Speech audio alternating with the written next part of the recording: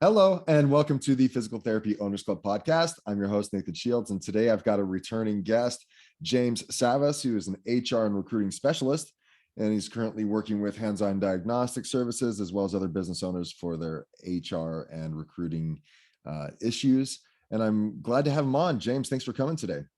You got it. Great to be back. It's been about a year, right? We had Yeah, if people want to learn a little bit about James, we won't get into it today, but we did an episode a year ago. Oh, wow. What was the topic that we discussed? Do you remember? It was the front end of hiring, I think recruitment a little bit, but the front end onboarding staff. That's right. On the offboarding side a little bit, but not. That's right. We had a follow-up episode about getting rid of the dead weight and that kind of stuff. And so this is apropos that we talk about this topic today because we want to get into how to successfully fire somebody or offboard somebody, because we're going to talk not just about firing somebody, but also what to do when someone resigns and how to make that successful for you. And so, I'd highly recommend that the listeners go back and listen to those previous two episodes because these will all be somewhat sequential in nature. But when this came up, this topic came up amongst my mastermind, that someone said, hey, I've got an employee, a physical therapist who's resigning here in the next couple of weeks. And another member of the mastermind said, well, it'd be very valuable of you should, and recommended that you should do an exit survey. And I thought, oh, you know what? That's something we haven't talked about in the podcast before, is exit surveys or exit interviews, if you will, however you want to call it.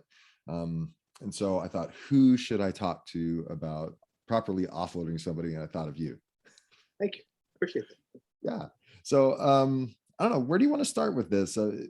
We talked a little bit prior to pushing record about maybe the mindset. Maybe that's a good place to start. When you're considering, there's always that inkling that maybe I need to let this person go, right? Or maybe you can help us walk through where someone should start considering and how to consider letting someone go in the first place. That's a good place to start. I agree. I think the first thing is understanding or acknowledging or realizing that you have a partnership with this person, right? That you brought them into your company, right, wrong, or indifferent, and they're your great hire, they're your dead weight, but they're yours, right? So I think always, as a general statement, in personnel period, is take the viewpoint of responsibility, because ultimately you have them there. And I'm not saying it's necessarily owner's fault that things don't go right. I'm not saying that. However, if that's the viewpoint the owner has, and senior management, of like, why didn't they make it?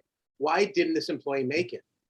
That's a great viewpoint mindset for you, because then you go into correction, kind of quality assurance yourself, your processes, on when they came in, on the training measurement when they were there, and on the way out.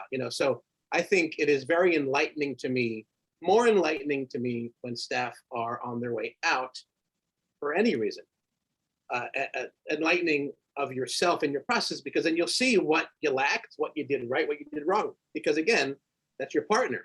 You brought them in, you cared for them at some point, you pay them some money, of course. So now you got to end it. And so that's a quick mindset point I wanted to comment on. Yeah, and I think that's valuable in that you have to recognize, okay, where did things fall off? What could we, and if you're not using it as a learning experience to improve, then you're setting yourself up to have the same issue over and over again, right? So what could we do differently during the hiring process?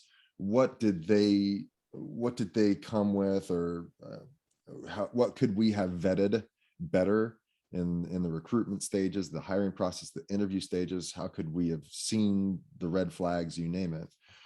That, or like you said, we brought them on and we were excited about them, we vetted them appropriately, but maybe our training processes could improve, right? How could we set them up for success? I mean, that's essentially your job as the leader, is to set up your teammates for success, right? So how can we improve that foundation that they can build upon?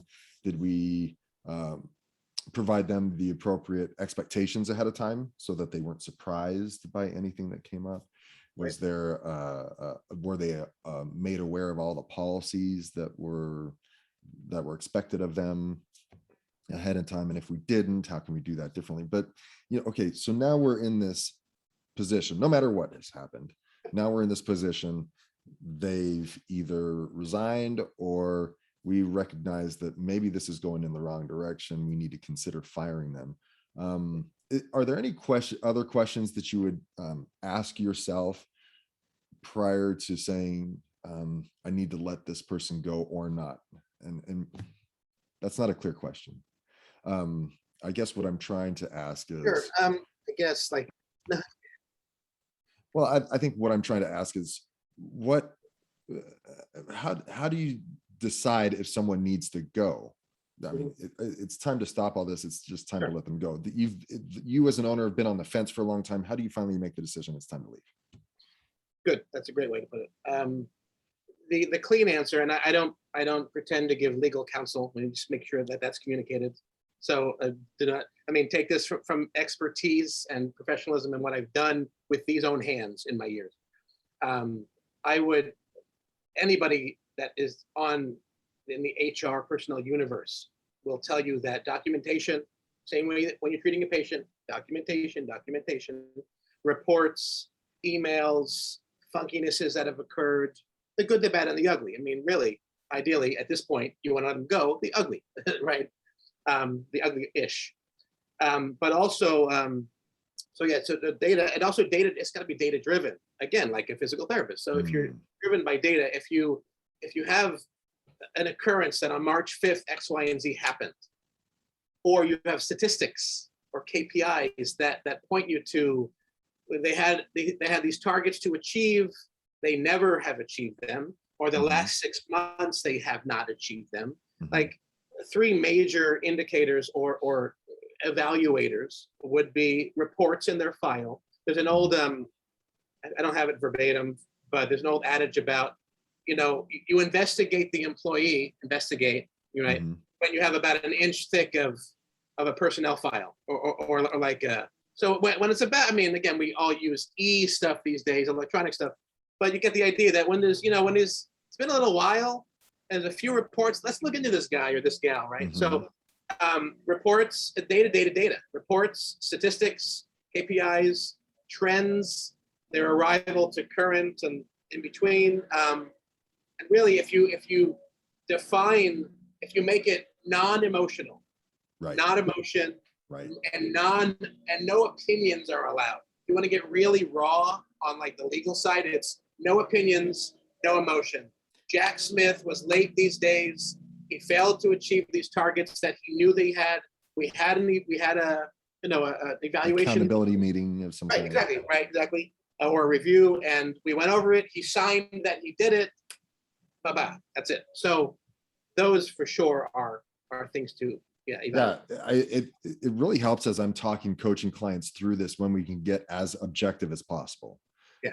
And then that's what we're talking about. Objectivity really helps the situation. Subjectivity and emotion are not going to help. It's going to be a he said, she said. It's going to get emotional and back and forth. And it's not going to be a good learning experience for the person, for the employee who is leaving.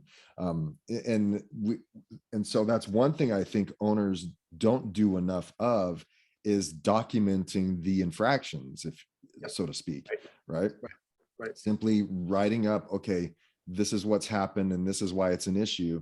And I would take it a step further. What's really helped me and my clients in the past is to really define which value of the company are they going against by performing this action. So if they were late, if they weren't meeting their productivity measures or their KPIs, those are infractions. But what value specifically of our companies? Is it professionalism? Is it integrity? Is it accountability? Is it empathy? You name it. What value are they going against? Because when it's a value-based decision, that's this person's not upholding this value, that also makes it very objective and clear.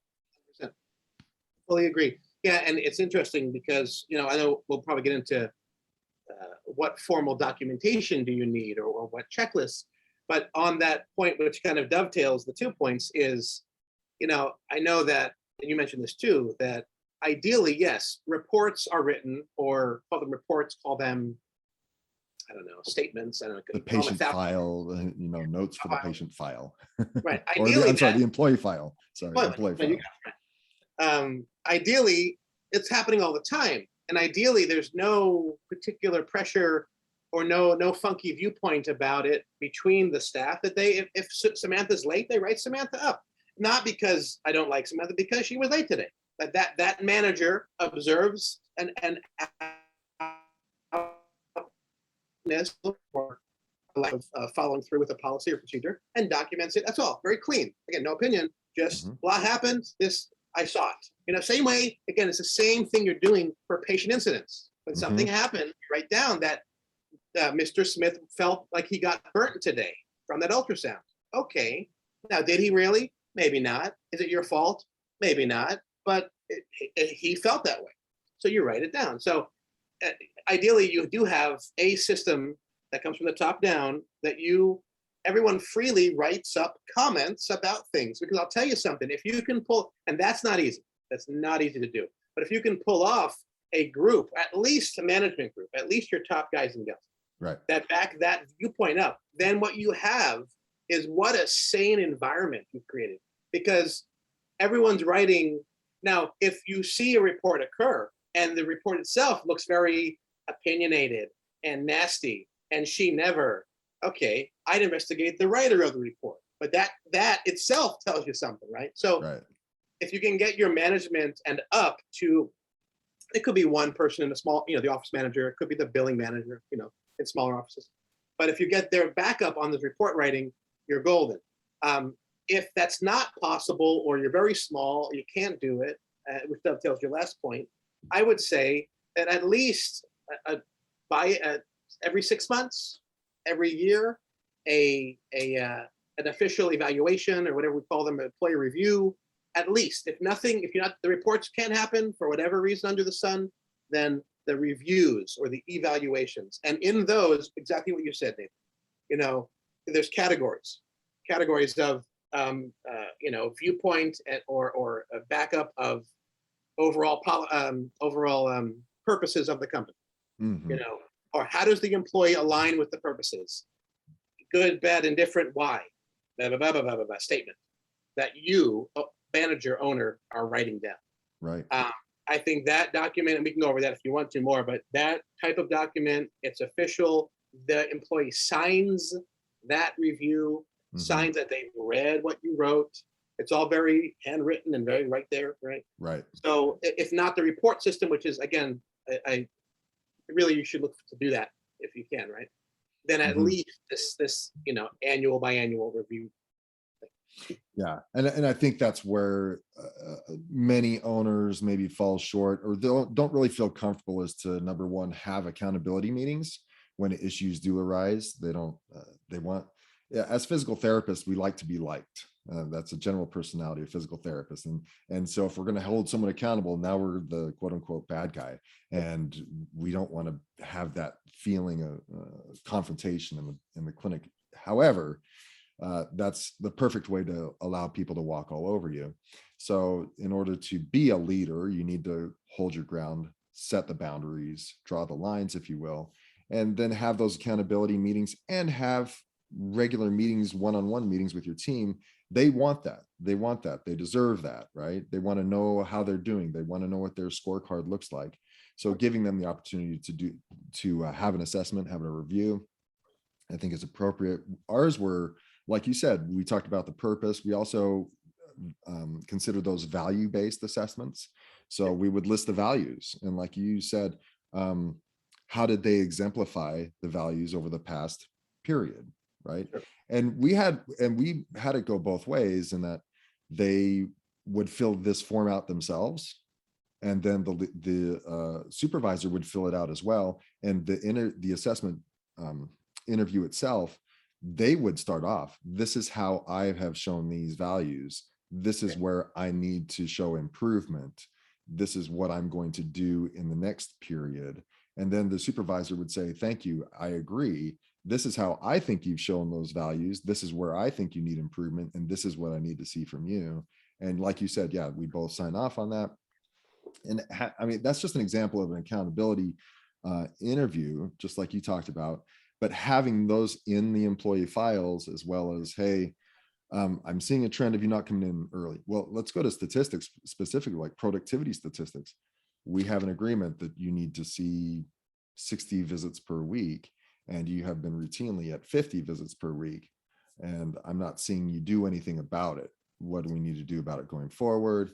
And then make sure that's written up and there's an agreement. And, depending on the severity, maybe they sign off on it or not. But I think you have to have those things to make it easy for you to, it just makes it easier to let them go if that's the case, but it also provides them the foundation to grow and understand and invite them to, hey, either join the team. This is the team over here, and these are the expectations to be part of our team, or you need to find another team to play with. Sure. Okay. Yeah. So, those accountability meetings that can be huge. We set up an employee file. Let me give you this question, because I think this happens more often than not, is they do okay, right?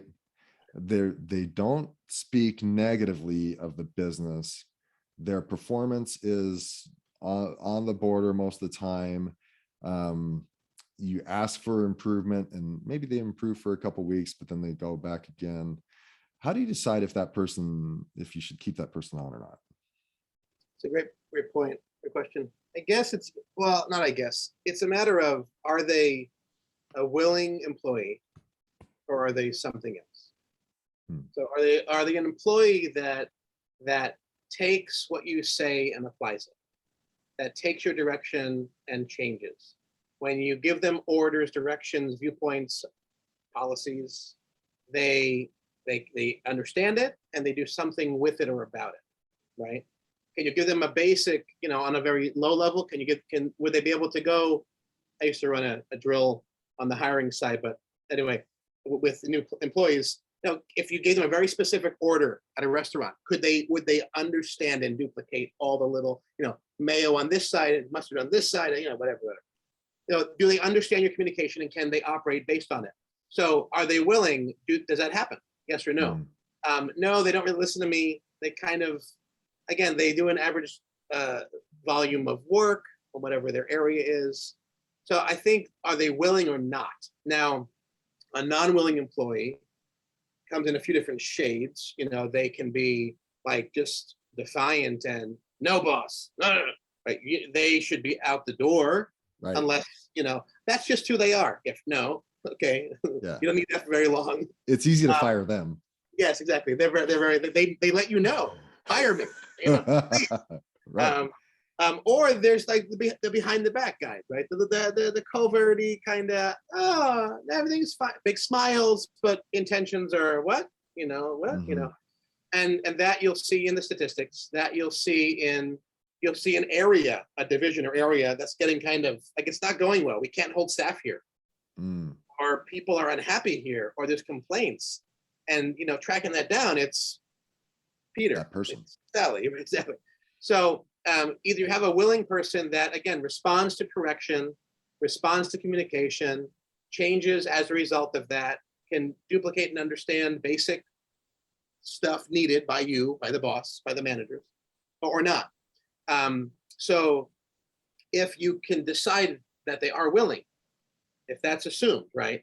And let's be truthful, at the front end, do they have a general IQ and aptitude for the job? Generally, they have to. That has to be, that's the front end, right? So assuming those two things are valid, that they are willing, and that they are, of a fair intelligence for the position they have, then, and they're just not doing well, well, then the answer is they should correct with correction.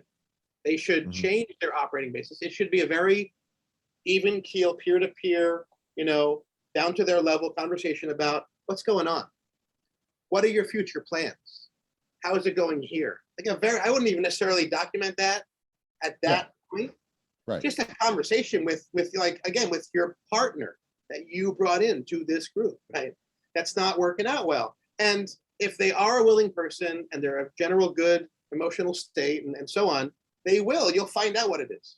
you'll Mhm. find out that, well, it's a rough year, man. It's COVID, or just broke up with my girlfriend or my boyfriend. I Right. mean, you might get that stuff too. You might get, Right. something else. So, but that's just a two-way communication. And that Mhm. would, if not handle the problem, you get the root of it or parts of Mhm. or Mhm. roots, pieces of the roots. And Yeah. there you go. I totally get it. Things kind of suck for these reasons. Can you do the job that you were hired to do? Can we get you, a little bit? Yeah, I guess I can, boss. Cool. Or you know what? I don't really, not really. I don't really think it's cool. All right. So, and then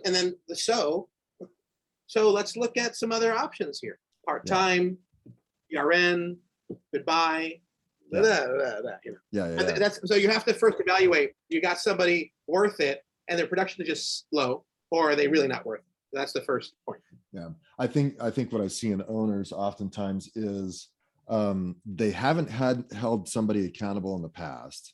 Yeah. And so they don't know how to like start doing that now, because that's just is totally different culture. And so Yep. it's going to be a surprise to those employees that we're finally holding them accountable. Well, I did this in the past and you didn't say anything. Well, Yep. I'm learning to become a better leader. So I decided that I'm finally going to sit down with you and talk to you about it. Yeah. Right. And so they have to get comfortable with, okay. And maybe they don't also know how to hold that conversation. Right. So I like how you brought it up. Like, how's everything going? Are you happy here? Is there anything else I need to know about? And okay, so now understanding that, we're clear the air, let's look at your statistics. Things aren't going the right direction. You're not producing what the expectations are. Are you aware of what the expectations are? Oh, you're not. Okay, so what I need to see in order for us to be productive and helping our patients and profitable as a business to sustain our survival, you have to see this many patients per week. Can you do that? Yes or no? And if not, well, let's move forward. Okay, if you can't, well, I don't know if this partnership can work much longer. How are we going to figure this out? Right. So it doesn't have to be, you just need to see more patients. That's not going to go very far. And like you said, this is a partnership, and you have an agreement between each other that you establish, but now you need to understand both parties need to hold their end of that agreement. Right. And that's what that meeting means. And so I think it's really valuable to, number one, start having those conversations, right? And if they still aren't able to come around, and they're still not doing things, and they're still their patients are falling off left and right, they can't keep them in the patients in the door when they come in. They're leaving after the third and fifth visit. It's time to have that conversation. And so what would you recommend people, what kind of mindset do they need to have when they go into, it's time to part ways? The owner, obviously. Yeah, the Okay. leader, owner, whoever it is. Sure. Well, let me just comment on one thing you said, which was Go great. ahead. Yeah, you're right. In my experience, that PT owners and other professionals as well, but they're very caring.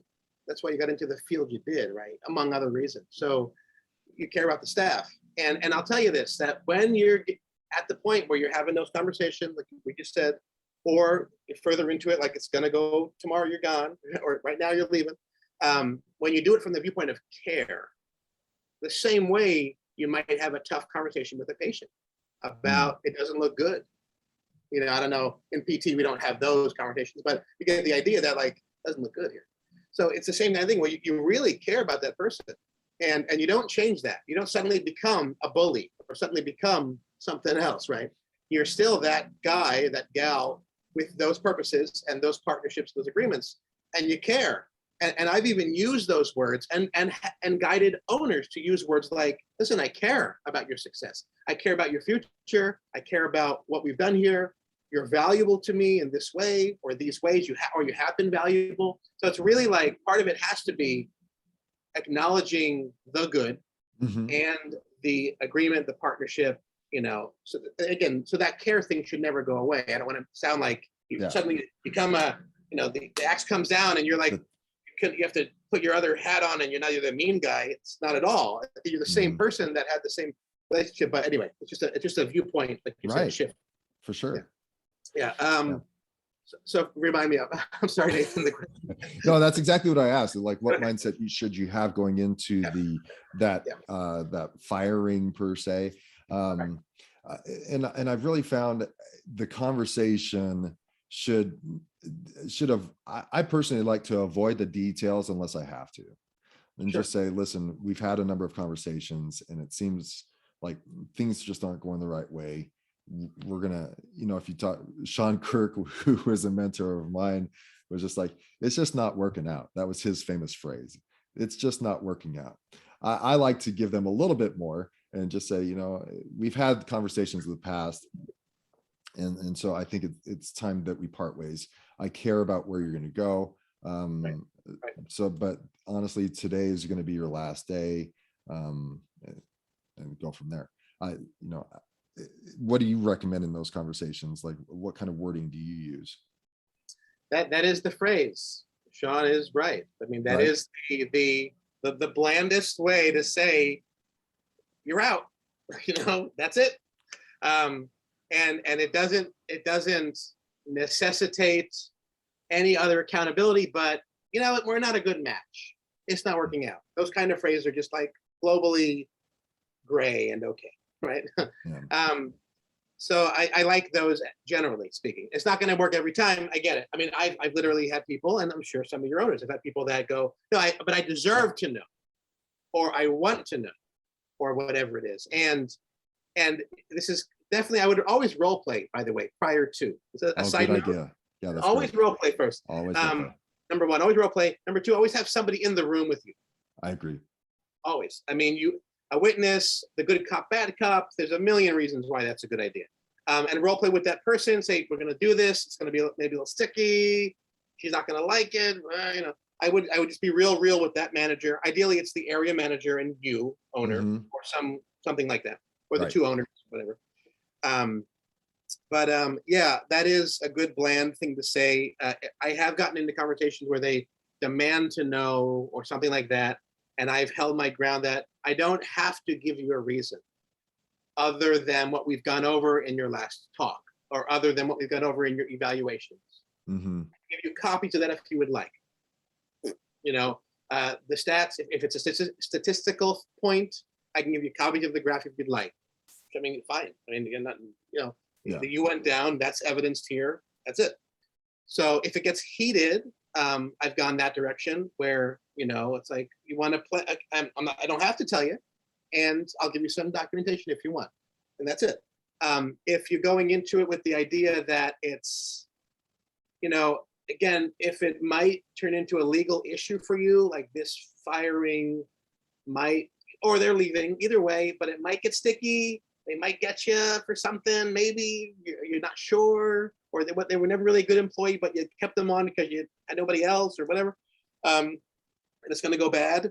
Then I would always, again, I'm not the owner of your clinic with the money or the lack of money, but I would always have available a check on hand. I've done that before too, where if it's really going to and listen, if it goes great, maybe no check, but you have it there. And listen, I give you a week's pay. I think a week's pay is plenty for the general employee. Maybe a payroll cycle of 2 weeks max. I think that's generous. But I've done that, not just what they've worked up to that day, because you owe them that, of course. Yeah. But I give them a little bit, on top of it, for their troubles, kind of thing. So that's a little ammo as a just in case. But yeah, I mean. Yeah, help me. I kind of feel this way personally. Like, if I'm going into that conversation and they are surprised, like legitimately out of left field surprised that where is this coming from, then I probably did something wrong as an owner in not having more meetings prior to that point. Would you say that's fair? 100%, absolutely. Okay, cool. And I've had them, and they're in tears, and it's like, it's rough, man. Well, yeah, they should. When you say, well, based on our prior conversations, things just aren't changing. They shouldn't. I mean, you should be able to say that, right? Yes. And they can be in tears and they can be emotional about it, but they shouldn't be like, what? This is hit me from left field. I don't know where this is coming from. They shouldn't be in that situation, right? You should have had previous conversations. Yes, I mean, if we're talking from the viewpoint of what shoulda, coulda, 100,000,000% that is the case. You're right. Unless they did something egregious and you said, But that's very not appropriate, you're leaving right now. And I've done that before too. Don't bother coming back. But you also bring up another point though, in that there are certain people that you need to be careful with letting go. So I had an employee who was over, I can't remember if there's an age discrimination issue that could come up if they're over the age of 45 or 55 or something like that, that a lawyer, let me know about. If someone's pregnant or has recently had a child and that has affected their work, then you need to be really careful about how you let someone go in that situation. And of course, race is always an issue as well. So if any of those things could potentially be an issue, it's always good to talk to a lawyer first, especially one specific to your state. Absolutely, 100%. Yeah, I mean, yeah, any good lawyer will tell you as a general statement to wait. If it's a pregnancy or a medical issue, let them come back and then decide. Or, I mean, there are always exceptions. Again, it's always going to come down to documentation. Right. If they were flagrantly doing things and now they're pregnant, or they might get you for age discrimination or something else, then okay, but you got the goods. You still have to have the objective data. Yes, to exactly. back you up. You have to have documented proof of what's gone on in the past, right? And so in those situations, there was one situation where their age was a potential issue. I had to provide them paperwork so that they understood that there wasn't an age-related this wasn't an age-related firing. And they had to take that home and review it and sign it and get it back to me. That was an issue that I had to deal with, but I had a lawyer walked me through it and eventually worked it out. But Sure. You want to cover your bases and make sure you're doing everything legally prior to those situations. So I'm glad that you brought that up, and then I would refer the owners to a lawyer for sure to just make sure they cover their bases when they're letting people go. And you brought up another point in that there should be a checklist, right? Yep. We called it our offboarding checklist, but when you offboard someone, we needed to get the keys. Did we have all the passwords? Have we removed them from access to all the softwares? Do we have everything we need? Did they have any access to bank accounts that they needed to, especially if they're in billing? Have we done all these things? Have we signed all the paperwork, and have we notified the payroll company? And make sure you have that checklist. So you just make sure everything gets done appropriately, right? 100%. Yeah, and you're right that you have to. One thing I would do on that, and you might have done this yourself, is you have kind of, I call the backline steps, like remove password. Like you're not doing that in the room with the guy. Or yeah, necessarily. I mean, I've done that too, but it's the kind of thing. It's an interesting thing where if we were 90% sure it was gonna happen in that meeting that they were gone, or we had to let them go, then as they walked up the stairs, literally, we were cutting off passwords, changing passwords. We'd let the billing manager know, okay, we're having the talk. Get ready. I've done that before. So yeah, I agree with the checklist. Yeah, you need that. And but I would make sure that there are some things, and some things are post firing. Good, now they're gone, and you don't have to do them. I mean, the keys, of course, passwords, of course, bank account data, whatever that change keys, change passwords to locks and stuff and keys. But yeah, definitely. I've done that. I've actually had it in the room with me, the checklist. Now, I would call it two checklists. I had a master checklist of these processes. Get keys back, about that I controlled. No one saw that but me or my manager. Kind of just and then it went to the file when they were done. Like, we did this. But then I had another document in that meeting, like a final, like it was the last meeting. We knew it, right? I had that there. And it had interesting results.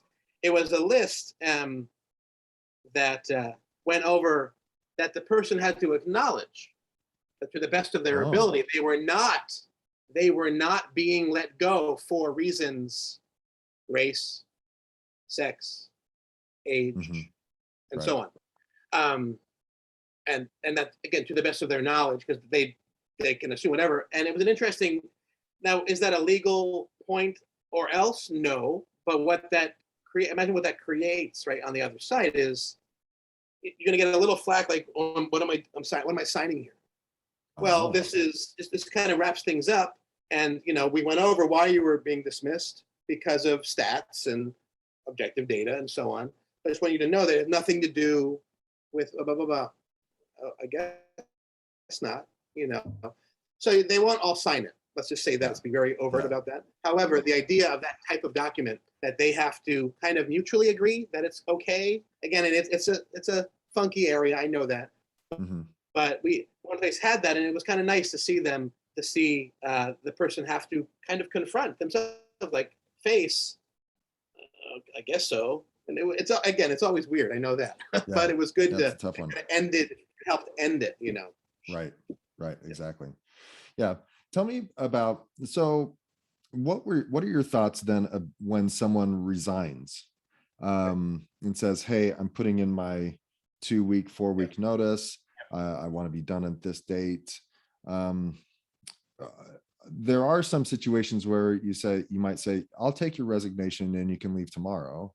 Yes. I'm sure there are those situations. What are your thoughts in general about letting someone stay on for 4 weeks? Who do you let stay on? Who do you say take off tomorrow? Yeah, that's a great question. It's really about trust, right? It is. Mm, It's about trust. I have probably in my lifetime in the area, medical and HR both separately and together, maybe 5 people, and I've hired a bunch and not fired a bunch, but 5, maybe 10 on the high side that I've let stay. wow. So Okay. very few people stay. This is someone that either I know from prior work before this job, we have some kind of connection prior to it, a PT from school, a buddy from here, my personal assistant, Yeah. you know, that kind of, just a raw employee. Very, I would say of those, maybe 10, 2, 3 were an employee I had no relationship with prior. Um, so yeah, that's very few would I do that, and I would do it obviously with a PT. I would say it's. Let me say this first. It's standard for a PT, in my opinion, to give you at least 4 weeks notice. For I them to agree. give you at least 4 weeks notice. Yeah, and that should be policy, I believe. Yeah, When 100%, they sign on their employment agreement, that there's going to be at least 30 days notice for severing the contract or the agreement. Yes. fully. Right. Um, I don't think they would need more than 2. And again, it goes back to this willing employee thing. Right. Is kind of the answer. If there's someone and trust, if there's someone that you well that they're a good person and you trust them Hmm. and you don't feel they're gonna badmouth you or call you names or pull people with you. I mean, Right. it's got to be. There is nothing objective really there. There is no Mm. like statistic of when you're leaving, they're leaving. But here's the thing: as an owner or manager, you have to know that if you keep them on, you cannot be surprised by what you get. Let me just Right. say that. So Okay. be willing to experience the situation, even if they're a good guy or gal. Hmm. That you and you have no other PTs hired. You didn't create your bench of potential recruits. Oh Right. no, right? Hmm. So I got to keep them on, and I would say get rid of them. And I would say as a general rule, going to your first question, let them go and say, listen, end of this week, that's it, thank you. Or today, I would like, boom, that's it. Um, but if you keep them on because you need them, or they have to write up their job duties first, or something else, or they were in the middle of all these notes, they got to finish their notes or whatever, then just don't be surprised, let me put it that way, that you might get somebody who's on social media, on Facebook, texting your people, yo, man, this didn't work out. And hey, blah, blah, blah, you coming Find me at too? the next clinic. Yeah, I'll Mm, see you in that. And yeah. I've seen that happen too. So uh, all you can do if you think that might happen in that final interview is be very upfront about it and go, listen, I'm going to agree. I got your resignation letter. Thank you very much. And I'm sorry. And can we salvage this if we want to? or not? Okay, no, we can't. We'll leave. I got it. 4 weeks. Thank you for giving me 4 weeks. Excuse me. Acknowledge them for that. And then I need you to do me a favor, John, Jack, Cindy. When someone's leaving, if you're going to keep them on, and you decide that. When someone's leaving, it can get a little funky, right? Because they're leaving. They don't want to be here for whatever reason, or they're moving away for good intentions, but it's not working out. What can happen is, and I would say these things. You might not see it because you're the one leaving, moving on to a different game. But others will ask what's going on, ask why you're leaving. Patients too. And I really, because you've been backing me up for blah years in this role and whatever, hopefully it's been a little while, I would appreciate that you do not engage in any communication with any staff at all about your departure. This is between me and you and manager blah, maybe. When we hire a therapist, I want you to turn them on to the role, train them up a little bit. I want you to introduce your patients to the new therapist, please, out of courtesy. But I'm asking you, please don't share this with anybody else. I won't. Blah knows that's it. Interesting. So if I hear about anyone else finding out about this, we're going to have a talk. Just, again, not a punishment, but just, again, it's that more of a casual, listen, buddy, help me out thing. If you decide that they're willing and trusted and good and will stay, I would, that's a must, that type of conversation.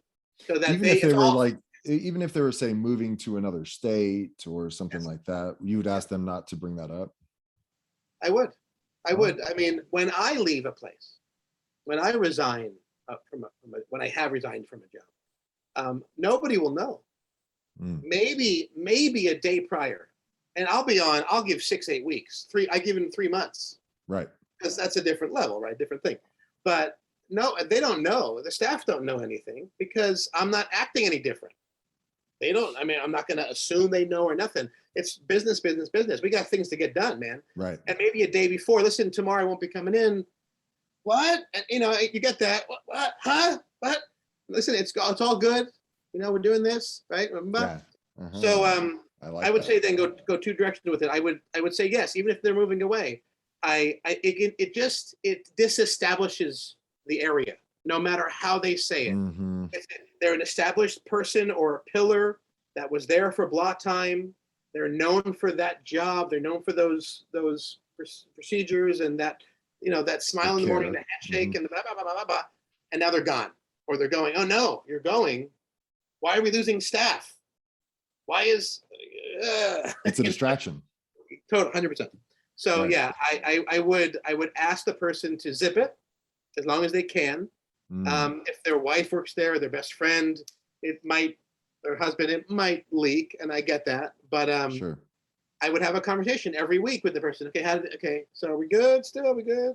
Meanwhile, of course, recruitment and move your butt on that side. But as a general rule, I keep very, very few people when they resign.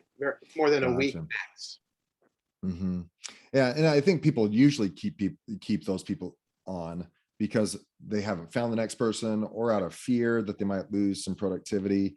And if that person's not culturally aligned, is not establishing your values, and they're not productive in the first place, just let them go and deal with the pain of it for a little bit until you find someone amazing. I had a coaching client in Arizona, same thing, had someone who he was just dealing with for a while. And the productivity was meh. And then he complained about things every so often. And some patients loved him, but his numbers overall weren't the best.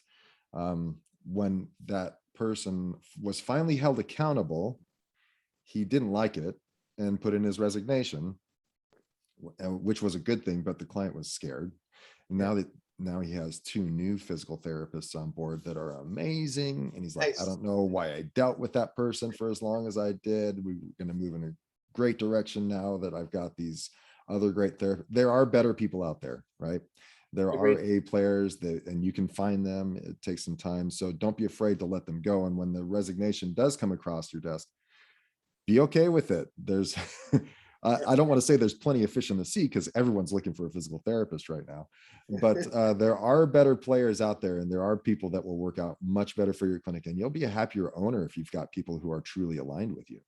Yeah, 100%. Yeah, I mean, you're building a team. Again, it's a partnership. It's a team. It's not just employees. I think that I mean, that is the legal word for them, for their staff, their employees. At the same time, if the viewpoint is a bit like more along the lines of they're a partner, they're my, not my friend. That's a different thing, but they're my partner. They're my partner in crime. We're building this together. We are a team.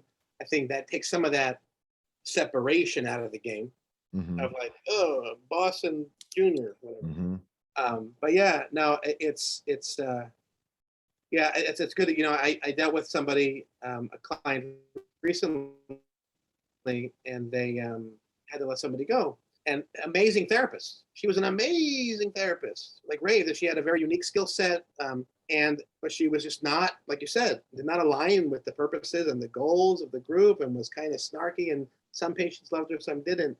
But so it was, she had to kind of look at that and go, if I lose her, what happens? Oh my God, you know? And the answer was, you got to go treat a little more than you want to, you know, or you get some PRN person for a few temporarily. days, yeah, exactly, right. So you deal, but then you have in that case, her gun, a little more sanity. Above the clouds. Okay. Right. Like you said, you'll be surprised when you get rid of some of that truly dead weight, unwilling staff, and you go, why do I feel better? Well, there you go. That's why, right? And why? And so it's, I would say not uncommon. It is very common that let some of those dead weight go, that numbers tend to go up all of a sudden. Exactly. Productivity improves. And you're like, I've never seen numbers like this before. Nothing's different. My marketing hasn't increased, but all of a sudden numbers get better. It happens so often. Yep. Right. Yep. Well, we covered a ton of stuff, and you shared a ton of time with me, and I appreciate that. One thing that we didn't cover was, and I alluded to it earlier, the importance of an exit interview. Can you just talk to me a little bit about the importance of an exit interview and what that should entail, and what is a leader really trying to get out of that exit interview? Sure. So I'd have some documents in place, checklists and so on, like we mentioned, right? Right. You want the person to know that, again. So you said exit, so they're definitely going to go today. If that's the viewpoint, I want to get my and this is probably it's more than likely amicable, right? Sure. We've agreed that this is your last day, or maybe letting them go has been, you know, you've prepped them enough and you've held them accountable enough where you say this is your last day, and they say, I understand. You know, you could maybe go into, can I ask you a few questions if you don't mind? Is that a one way to lead into it, or how do you lead into that? Sure. So I guess it would depend a little bit on when we last spoke about any infractions or problems. I mean, has it been a year since? And then it's like a bit of a surprise, like you said. Sure. Has it been like 3 months back? We went, or like I looked at you funny yesterday because you did something. That kind of, there's a little dependency on time frame here, but but I would, again, mindset is care. What do you want to get out of it? You want the person to understand that just was not a match. It just is, for whatever reason, you know, if they're moving away, that was the non-match. You're moving away. Okay? Right.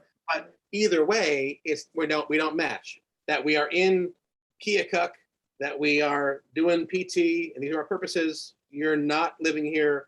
You don't agree with this and whatever. So if there's no agreement on basic, you said, purposes and values, then that's it. And I would communicate it like that. Like, you know, how would you open the conversation? If it's a request to leave, I heard you're resigning, or I got your letter. Thank you. Acknowledge them. If it's more of a, you know, you're going to go today, then say, I want to talk to you about a few things.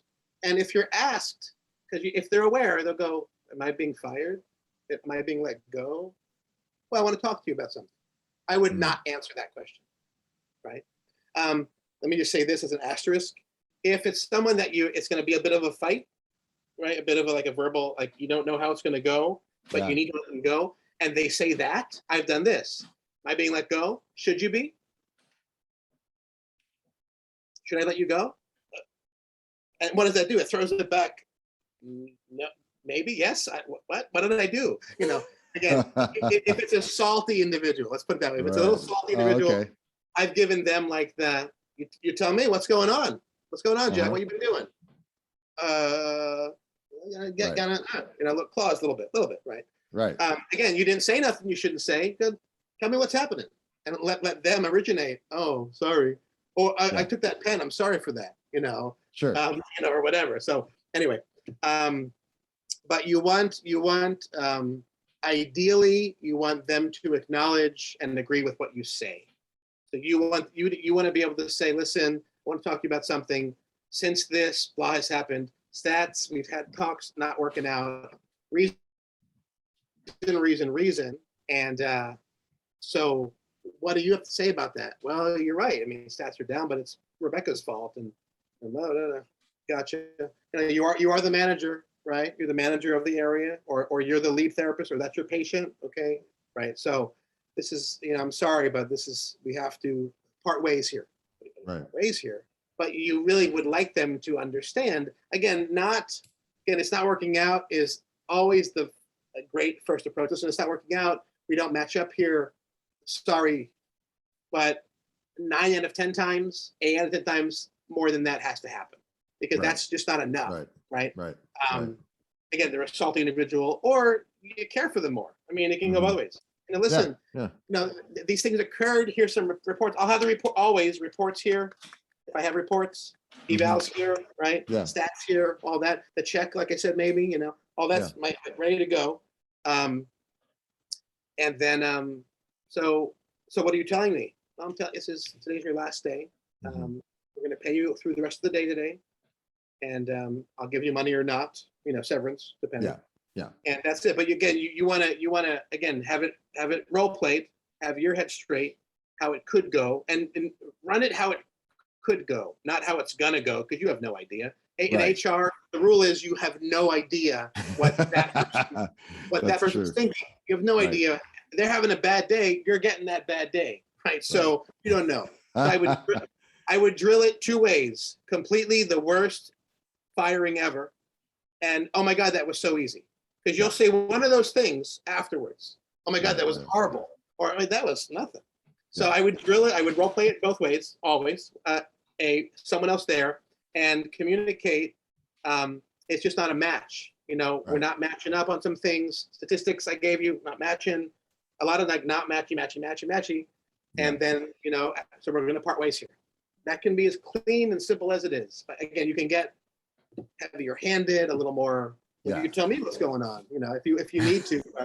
But you have to be kind of ready for that and skilled a little bit.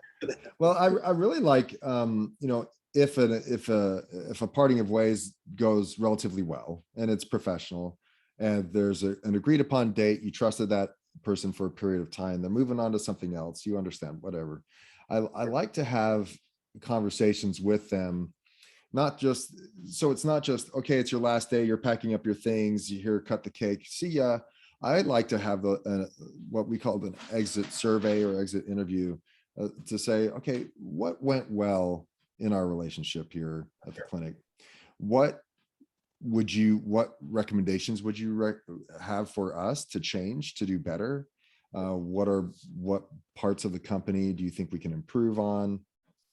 And how did you feel about your training? Do you think you were trained appropriately? Do you think, I don't want it to be a bitch session or, a lot of griping, but you're looking for ways you can constructively grow from the relationship and their parting of ways. And so it doesn't, not every firing or resignation is set up to allow you to do that. But I think if you're not looking for that opportunity, you're losing out on that opportunity to get proper feedback and criticism. And some of it could be emotionally charged, and you might, just forget about that stuff. But you could come away with some nuggets for improvement. No, I love that idea, and I didn't actually answer that point for you. So I think what I've done differently, but that aligns with that exact thing, is a policy I implement when I'm in a company, right, with the company, is that employee reviews or evaluations happen every year or 6 months, number one, as a standard by that manager, and as needed. In other words, but it's the same basic format, like that, right? I see. So It's the same format. right. So at the front end, on their 3-month probation, an employee will do it both, exactly what you said, both ways. It'll be, well, I didn't like it. Training's not been very good. I'm worried about my job or whatever. And then there's the your version, their version, right? Right. On the standard normal evals or reviews, there's more of a generic form, which we talked about a little bit. And on the exit end, it's the same. I use the same document, but also Okay. if you have 3 or 4 of those in the file, it's not a mystery, right? No. So it's kind of like you already heard that it's been going bad and I'm I not see. happy. That's And, true. and they've heard that. So yes, I love the idea of having evaluation at the end, of course, but it's going to be skewed for sure. For Right. sure, it's going to be skewed. I mean, maybe not every time. Let's say most of the time it'll be skewed, right? So I have no problem with that idea. Love it, especially if you have no system prior. Absolutely. Yeah. But ideally, it's happening so often that there is no, you didn't miss it. You know? I love your point there that that even if you did have this survey at the end, nothing they bring up should be a surprise, because you've given them opportunity to express their concerns all along the way, and you have them properly documented and noted, and you've made changes to correct those issues along the way. So I love your point in that regard. Yeah. Awesome. Well, anything else you want to share about how to successfully let go of somebody? And we covered a ton of stuff. Yeah, no, it's awesome, man. You know, just what I think I started up with, right? So this is, I said a couple times here that these are your team members, and and prepare for both sides of it, the ugly and the good. Consult, of course, an attorney where it might get sticky. You know, I think you should certainly do that, especially for documents to sign and certain legal points like that. But yeah, I mean, you're building a team, and like you said a couple times, Nathan, and you, as an owner yourself, practices. Yeah, you're not just a PT, right? You're not just a doctor. You are a business owner, and it doesn't have to be something that is like Jekyll and Hyde here. It's not like I have to run a business and be a mean guy, and then, but I'm really your friend, and like you can be the same person. Right, it's the same person, right? It's just a matter of, and here's the thing: if you operate standardly, professionally as an owner, with respect for your team and care for your team, and never too friendly, as asked, then when you have to let them go or even just discipline them, it's just a matter of changing your tone a little bit, right? You don't have to get like heated or crazy. Just go, hey, what happened yesterday? Oh, I'm sorry. Cool. That's the reaction you want. You want that, you know, sorry. Because, but you know, so if you're standardly like, you know, I hate to say a good guy, but if you're standardly a professional, respectful person that cares for their team, and they see that, then it should be a lot easier, and have the systems in place, of course. Yes. It should be a lot easier on the back end, because it's like, hey, dude, you know, sorry, it's not working out, man. We had a good run. It's a little bit more like that, and a little bit less like, sorry, you know. So that's all. Yeah, I love a lot of the conversation that we've had today, so that we can make that conversation and make that process less emotional, and less emotionally charged, I should say. The more you can look at it, you can scrutinize the person and their performance based on what's in the best interest of the business. Then it's easy to come up with statistics, incidents, you name it, in which they or value malalignments that you can appropriately let them go without it being emotionally charged. And if you're able to do that appropriately, and let me say this, if you're able to hold them accountable throughout their time with you appropriately, then a firing can be very, very easy, right? Very simple process. A lot of times it's not because we're not the best at documentation and that kind of thing, but the invitation today is to those listening is to start documenting, hold one-on-one meetings where it's appropriate and accountable. If you see someone going the wrong way, love them enough to say, hey, you're going the wrong way, and it needs to get corrected. And then also recognize that you're not necessarily the best place to work, and there might be a better fit for them somewhere else, and you need to help them find that better place. Because I can't tell you how many people I've let go that have said, you know what, they didn't come back and say that was the best thing you did for me, but you know what, after you've let me go, I decided, you know what, I want to go back to nursing school. I want to do these other things.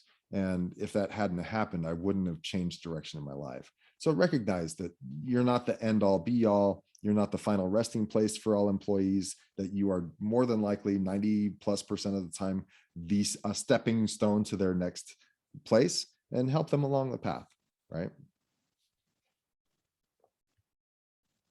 Love that. 100%. I love that idea. Yep. Yep. Cool. Well, if people wanted to ask you about HR related issues, you're doing some consulting, how do they get in touch with you? So I have a website, jsavas.com. You're welcome to check that out.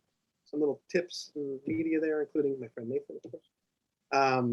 My phone number is fine, 917-312-4294. I don't mind a quick text or a call. And then jsavasj@gmail.com. Okay. jsavasj@gmail.com. It was available. I took it. There you go. So the JSAVASJ@gmail.com. Oh, all right. Cool. Well, thanks again for your time, James. I appreciate it, man. Buddy, anytime, and we'll do it again whenever you need me. All right. Thank you.